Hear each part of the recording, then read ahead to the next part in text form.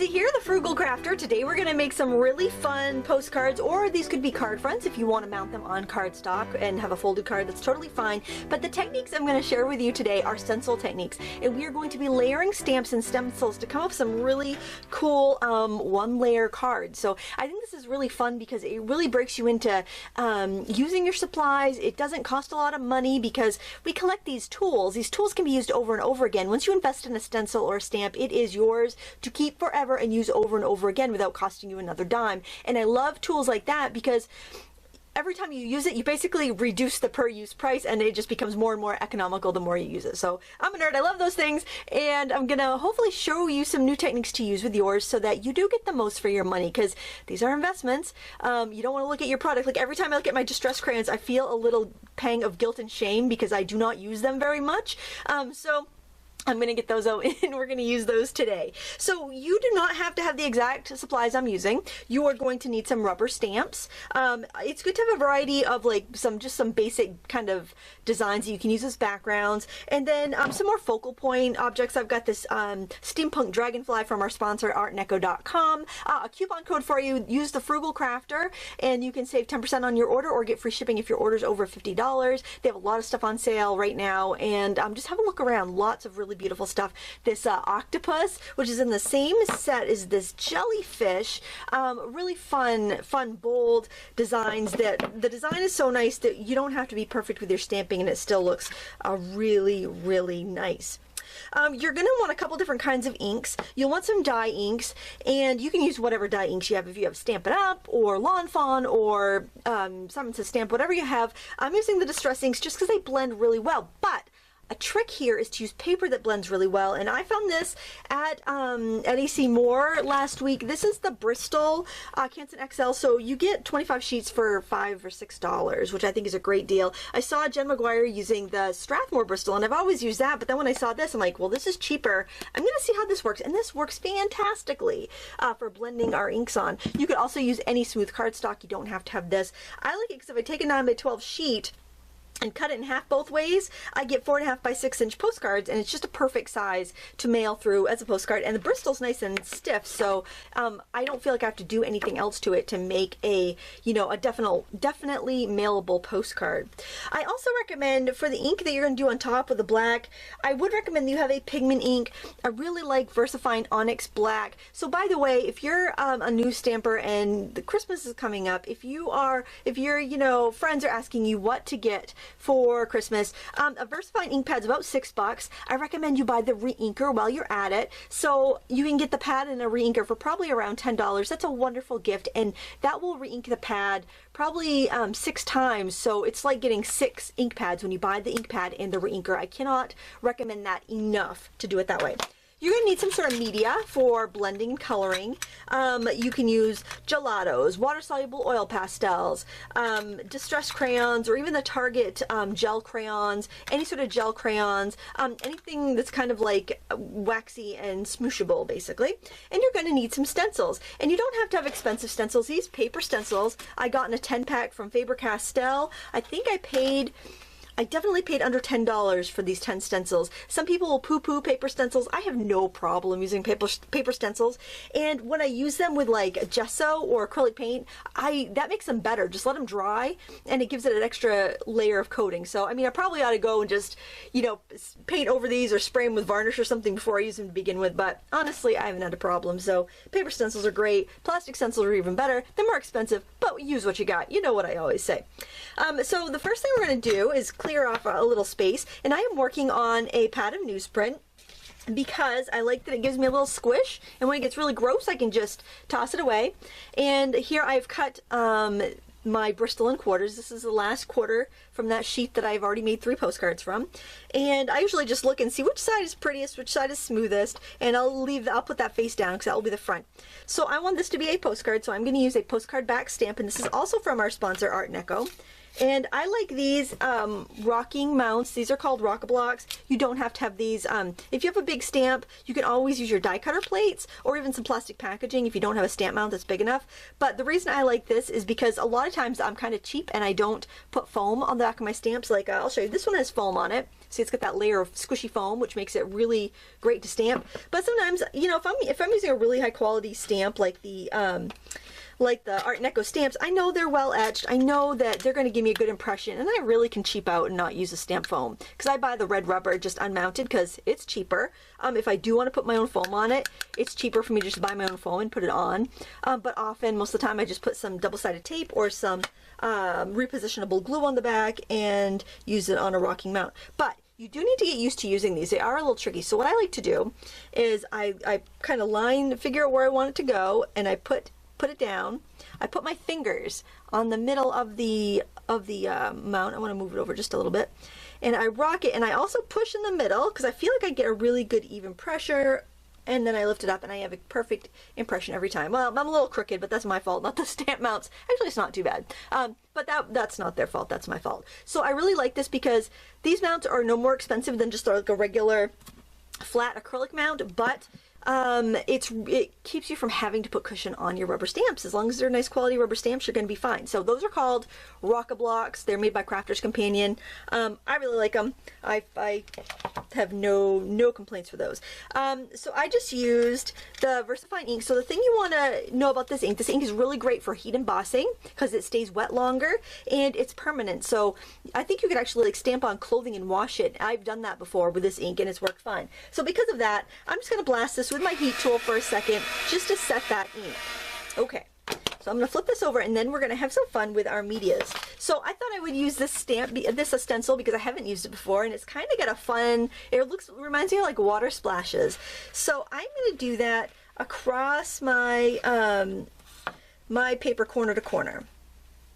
Now, if you have an area that you don't want to print, it's a great place to kind of tack it down, because sometimes with all the media we're going to do, with all the applying of media, it will want to move on us. So I'm just going to stick a little bit of painter's tape down there. I find that Bristol surface to be very, very durable, so the painter's tape doesn't seem to bother it. I mean, it shouldn't really anyway, but sometimes if it was a more delicate paper, it might bother it. I just don't want to cover up any other holes. So if I have a hole that I don't necessarily need to ink, I will take advantage of that and use that to kind of tack it down in place. So now I think I want to do greens and blues, because I did purples and blues on these, and I really liked it. That ink is still not dry. That was some distress ink. We'll talk about the properties of distress ink in a bit, and I shouldn't have stamped it on top of gesso with that distress ink, but I was lazy, and that's what I had on my table. So since I did purples and blues, I thought I'd do blues and greens, make it a little bit different. And I'm going to start off with, I think I'll start off with this blue in the middle, and I'm going to show you what an over-inked ink pad looks like. I went way crazy with my ink there. Look, it's like glossy. So you wouldn't want to stamp with that like that, because you would get way too much ink on your stamp, but I find for inking it's actually just fine. So I also want to kind of use up some of that ink because I've used so much there that I don't really want to store it like that. I went a little crazy. I think because my my re-inkers for the distress ink, I think I had like I don't think one of my lids was unsealed, because that one had leaked in my bag, and I think it kind of thickened up a little bit too, so it's not like absorbing into the ink pad very well. So I'm going to put that in there, and you can see how that ink wants to slide around, so that's kind of nice about that brand. Now I'm going to go in with a darker color, and this is Faded Jeans, and I'm going to do this around the top. I don't use this color very much. I don't have any re-inker for that. I've never re-inked it, but because I haven't used it much, it's nice and juicy. You'll find that with the distress ink pads, their best use is for blending and other mixed media techniques, more so than for stamping. And you'll find that you'll probably want re-inkers for them, because you're going to use so much more ink when you're doing these direct-to-paper techniques. So I do want to kind of warn you about that, because you're gonna go through ink and you may feel like the ink pads aren't lasting you very well. And I really think it's probably because you're putting away more more ink on the paper than you would. Oh, isn't that gorgeous? Than if you were just stamping with it. So just kind of keep that in mind. Alright, now I think I want to put some texture in there. Since I have these stamps out, these gear stamps, I'm just going to use these. Plus I think if I put an octopus or a jellyfish on there, it kind of has that Jules Verne steampunky feel anyway. So I like that. Now, we're going to have a little trouble here because this does not have cushion on it. I'm on a flat block and I'm on a newsprint pad, so there's no foam to squish. I could put a mouse pad under that, but I don't really care if I have a very distinct impression. I don't care if it skips. It's going to skip a lot because these holes are kind of small, but that's all right. I just kind of want a little bit of texture in there. So I'm not going to worry about it too very much. And I'm going to be very light when I tap onto that really kind of greasy ink pad. But let's see, let's put this on a rocking block and we'll see if that helps our cause a little bit. I do have an extra one right here. It's kind of big, but it's all right. Because of those rails, you just have to be careful when you ink it up, you don't get ink on those rails. That's the one thing to that I want to caution you about when you use these. And there's a learning curve. You will want to pad a newsprint or just some scrap paper that you can practice on. Oh yeah, I'm getting a much better impression when I do that. But I'm just mostly doing this for texture here. I'm not doing this for specifically getting that, you know, stamped image. I just want something happening there because we are going to add more media to this. Because you wouldn't necessarily rock it back and forth like that. I just want to impart a little bit of texture. So now I want a little more color here, and I want to do this part now while my my stencil is still down. I'm going to go in with these pastels, distress crayons, oil pastels, whatever it is you want to use for your media. Watercolor crayons work really good for this. And I am just throwing in little bits, little touches of color. You can use any of those medias. You can use any sort of color friend. So if I think of the color wheel, I think of, okay, who would be next to each other on the color wheel? Those are the color friends, and those are what I want to put down together. So I am actually going to pause this because my furnace is on again, surprise, surprise, and we will come back in a second. All right, the furnace is off. I took myself a little lunch break, had myself some vegetable barley soup, an apple, and some hummus and pretzels. Delicious and nutritious. And now we can come back to our card. And because we're all using all this water-soluble media goodness, it doesn't matter. I can reconstitute whatever I've been working on. So I got a baby wipe here, wrapping around my little pinky finger and my pointer finger, and I am just gonna smudge out my gelatos and distress crayons, water-soluble oil pastels, watercolor crayons, whatever it is I was working with there. I can smear it out. It will also smudge out some of the distress ink underneath, but it's not going to smudge it too bad. You'll see, like here on this gear that's a little bit stronger, you can see that that's staying just fine. It locked down to the paper just fine. And if you're going to switch colors, I do recommend grabbing a fresher spot on the baby wipes so you don't blend any more than you want to. But like I said when we were inking up, these are all color friends. They're next to each other on the color wheel, so they're not going to make mud. They're going to blend and give you beautiful analogous color, which means, you know, color friends, close to it. I just think color friends is so much easier to remember. Okay, so that's kind of pretty. It's everything's blending good. If you want to add more, you can go right ahead, because I'm so sick of feeling guilt and shame over these distress crayons, so I really want to use them. Do you have any? Tell me in the comments below what supplies you have guilt and shame over. Let's all share our guilt and shame over craft supplies. Oh, I got a few I can name. Those things you can't part with. You had such hope and ambition when you bought them, and then you're like, oh, what am I going to do with these things? Struggle is real. Ooh, I like that yellow on there, that yellow gelato or gel stick. I like those gel sticks. They're meant for kids, but they're... I can't tell the difference between gelatos and gel sticks, except gelatos have some fancier colors, but, you know, it seems pretty darn close to me. Alright, so I think that looks pretty good. I also like these gel crayons from Target, and I think they're a little bit brighter, so I want to get a little bit of those in there too. And smudge that on in. And you can keep on building until you achieve your desired results. Now, another thing that I like to do is actually do another layer on top. So we've put the stencil, we've layered ink, we've layered stamping, we've layered pastel. Now we're going to layer some gesso. And I like to use gesso, but you can use any sort of white acrylic paint is fine. I thought these waves would be kind of fun because I think that kind of looks like seaweed and this kind of looks like waves, and I just think it kind of keeps with a nautical theme, and you know how I like my nautical themes. I'm using a cosmetic wedge, which is exactly what I use in my fancy bottle cap daubers. I just really like this for sponging. It gives me just a very thin layer of media, and what I did was I just squeezed some gesso right over here. You could use white house paint, really flat white house paint will work just as well. Don't feel like you have to make a trip to the craft store if you don't want to make a trip to the craft store. Like, you don't want to make trips. Who doesn't want to make a trip to the craft store, really? And I'm just gonna put this here and there. I don't wanna cover everything. I just want to get a little bit of texture on there. And if you have too much, what you can do is keep patting over it until you've like thinned it out. It's not going to be completely opaque. You're gonna see some ghosting of the colors underneath. Okay, there. And it's very subtle. I mean, it's not, it's subtle. I want it subtle. We can always go in more after we take our stencil off. So now let's remove this and see what we have for our design underneath. Ooh, that's pretty. Even just like that, it'd be very pretty.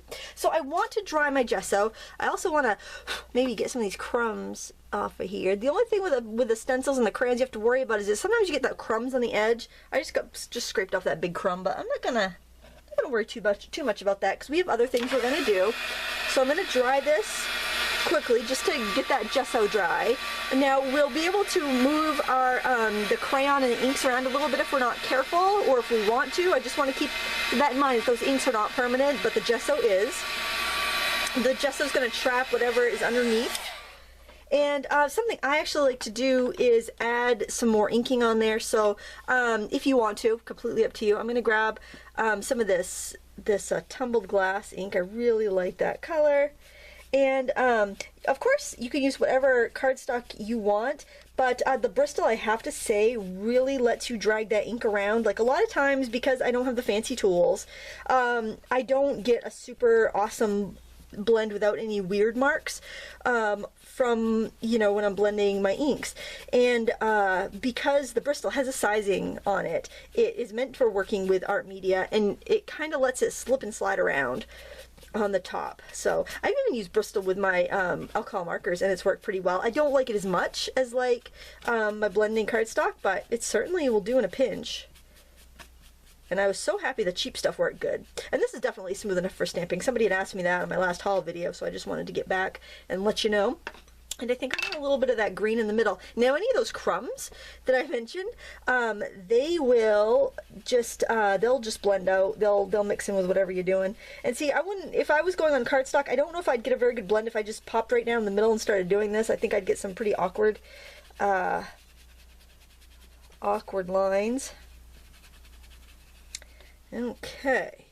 Now, if you are worried about this smudging, you can wipe over it with a paper towel. It's up to you. If you want to go down and put some more of the gesso lines on there, you can do that too. I'm just trying to see what side I stenciled on last time so I don't just smear ink where I don't want it. And I can go in and I can pick up my gesso again on the sponge and layer that. Okay, so we're putting some gesso down.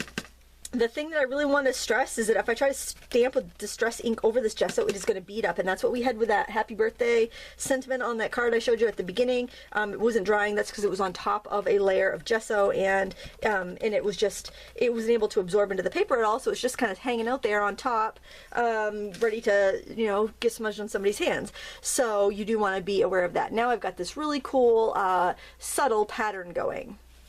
So at this point, I want to see which way my postcard's going so I can stamp the right way up, unlike how I usually stamp it upside down. I can see that the postcard's up there, so this is right side up. And I think I'm going to use my jellyfish because I really like that stamp. So I'm going to put that on my big rock-a-block. Of course, this does have a cushion on it, so I don't have to worry about it. Oh, here's a little trick. You can always, sometimes it's easier to mount them on your stamps, especially if they have a little ink on them, just by putting them down and then pressing it onto the backing. I knew that I had some ink on there, so I didn't want to get it on my fingers and then get my fingers on the card.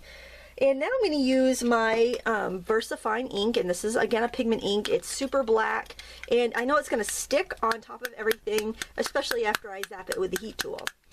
So I just want to make sure that I ink it up really well. I'm probably about due to re-ink my ink pad, but I do have the re-inkers because I'm looking smart, so I bought re-inkers when I bought the ink pad. Alright, I can look at it, and it's nice and shiny. So now I am just going to stamp this guy down. I'm going to maybe offset it a little bit down in the corner. Just go slow, and there, we've got a really nice impression, and we can still see all of the stuff in behind. So you do need something fairly distinct if you want to be able to have this technique look really nice. So if you're new, you might want to try with something even bolder so that you get that really nice dark silhouette. I think this is really pretty. Okay, so now we have another situation on our hands. This situation is when we go and mail our postcard, and Mailman Dan brings it to our recipient, and it's raining outside, and then Mailman Dan has ink all over his hands. So we don't want that to happen. So there's a couple different ways we can deal with that. You could, of course, laminate it, but an easier way would be to use a fancy secret tool. Some cheap hairspray. So what I'm going to do first is dry this with my heat tool. Make sure that it is really dry, because if I spray that Aqua Net onto this and it's not really dry, it's just going to make everything smear around. If I'm dry and I spray this on there, it's just going to give a nice coating. You can also use any sort of varnish that you want on this pretty much. I think it would be fine. Because that distress ink is not permanent, as I mentioned before, and we don't want poor Mailman Dan to have ink on his hands. So you think I'm being silly, but you'll remember that. I'm just gonna give it a little. Okay, I'm giving it a really heavy coat because apparently this this is like industrial spray Aqua Net. This is like, you know, varnish. You can coat your picnic table with this and it'll be weatherproofed. Holy cow, that is some strong. Oh, it smells good. It smells like my youth. Oh, love it. All right, and so there we have it. We'll just hit this with the heat gun so it can dry, because yeah, that's not what you would call a subtle fine mist, I'll tell you that. Whew. Maybe my husband would want that in the woodworking shop.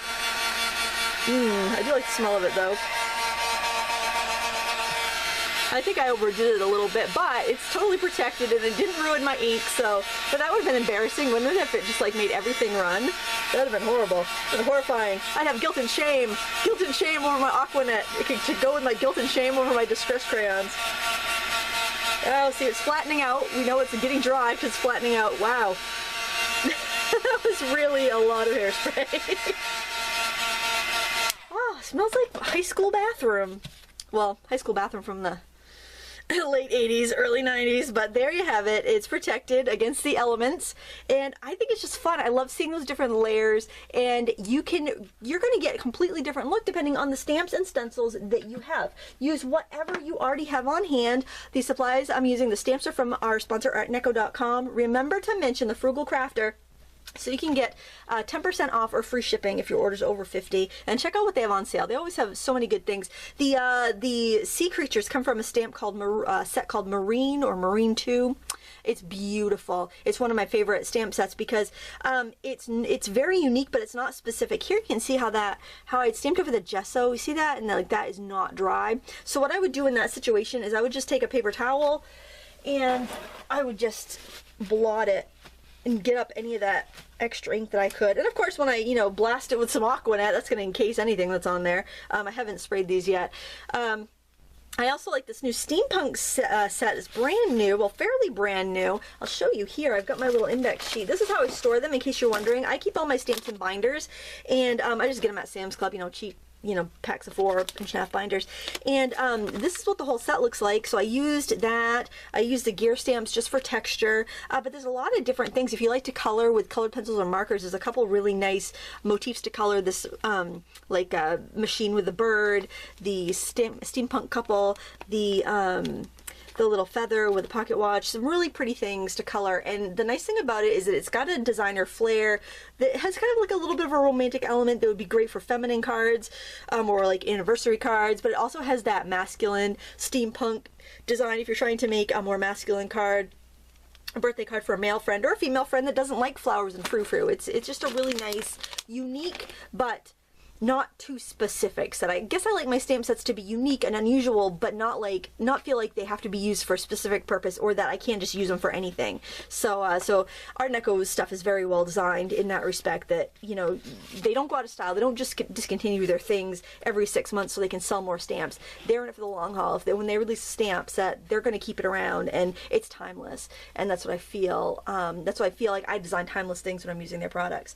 But play with your supplies, experiment experiment. If you don't have exactly what I have, use what you have. Use what's the closest. You may find completely new uses for stuff you already have. The thing I really like about this is I can get use for my larger stencils. I have a lot of 12 by 12 and wall stencils, and I feel like I can't use them very much for card making and scrapbooking, but a technique like this where you want bigger, chunkier background elements, it works beautifully. And then you can layer on your tinier stencils, and I find the tinier ones to be more useful. You layer those on top and you can get just infinite amount of effects, especially if you have a like a stencil stash and a stamp stash.